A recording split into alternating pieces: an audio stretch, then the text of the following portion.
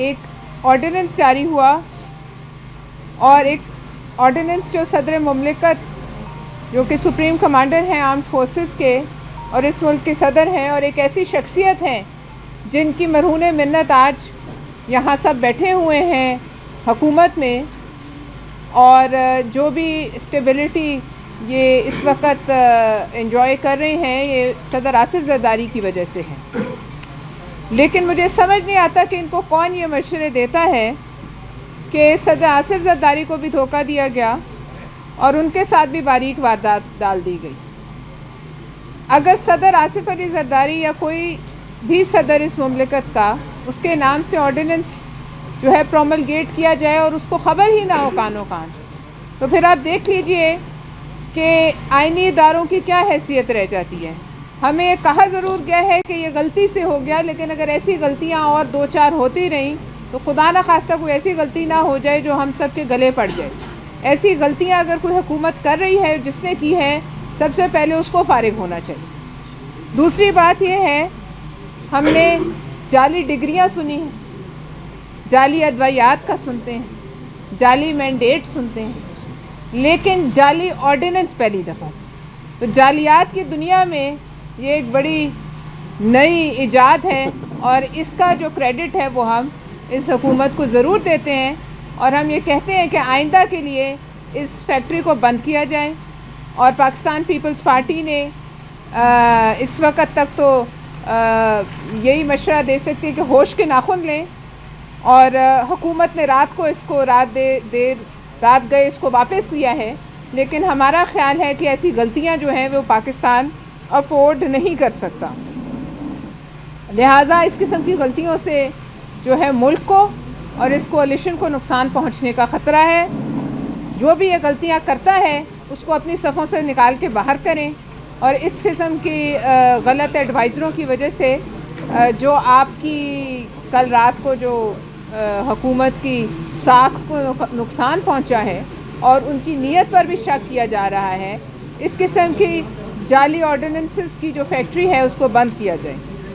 दूसरी बात, सिंध के हवाले से हमने खैबर पख्तूनख्वा के वज़ीर आला को सिंध में खुशामदीद कहा। सिंध हुकूमत ने उनके गले में अजरक डाली, उनके सर पे सिंधी टोपी पहनाई जो कि एक सिंधियों के सर का ताज है, लेकिन उसके बावजूद वो लोग खुश नहीं।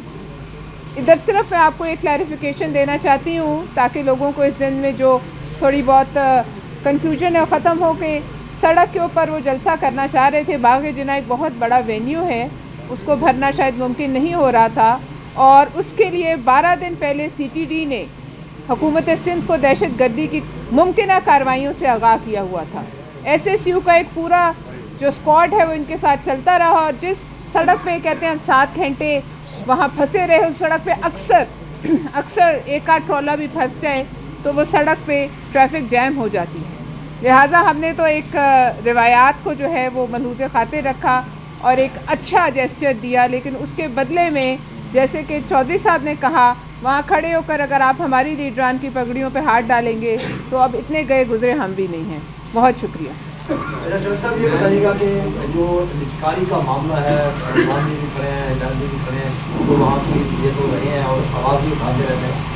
आपने भी देखते हैं कि काफ़ी अर्से से इस पर काम भी कर रहे हैं, तो निचकारी हो गई, अब रुकेगी कैसे? मज़ीद भी आगे प्लान बनाए जा रहे हैं। जिसको आपने सिर्फ 35 सालों को पहले भेज दिया, हालांकि आपकी बात है कि सिर्फ अगर वो 100 अरब तक है, तो क्या पीपल्स पार्टी इसी तरह सिर्फ वो करेगी या पैसा इल्ज़ाम भी आएगी? कहते हैं ना कि आपने गर्दन के ऊपर रखना है तो वो बिल्कुल इल्ज़ाम करेंगे। तो पीपल्स पार्टी देखिए इल्ज़ाम उठाने जा रही है या भी सिर्फ आप प्रेस कॉन्फ्रेंसेस और नहीं, ऐसा नहीं है।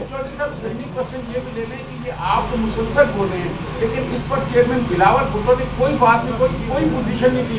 क्या पीपल्स पार्टी ने सिर्फ आपको कहा हुआ है कि आपने और कुछ को कंप्रोमाइज करते रहे? देखिए, आपका जो सवाल है ये एक हमने एक्सपोज किया, उन्होंने तो मुबारकबादें दी एक दूसरे को, और मैंने उस वक्त भी कहा कि ये तो ऐसी डील है कि मैं किसी को एक मकान बेचूं 1 करोड़ 35 लाख में और 10 लाख मैं ले लूँ उससे और बाकी कहूँ कि आप इस मकान के ऊपर रिपेयर करा के आप खुद ही रख लें और मुबारकबादें लूँ और दूँ कि मैंने बड़ी अच्छी डील कर ली। ये किया इन्होंने और इस पे हमने एक्सपोज कर दिया पूरे मुल्क के अंदर। जहाँ तक ये है कि हम स्टेप वाइज करेंगे, अभी हवाले नहीं हुई उनकी, ये मार्च तक होनी है। इन्होंने बिड दी थी, इनकी बिड टेक्निकल ग्राउंड पे आउट कर दी गई और उसके बाद ये कोर्ट में गए हैं, कोर्ट ने इनके खिलाफ फैसला दिया। क्यों आप ऐसा कर रहे हैं?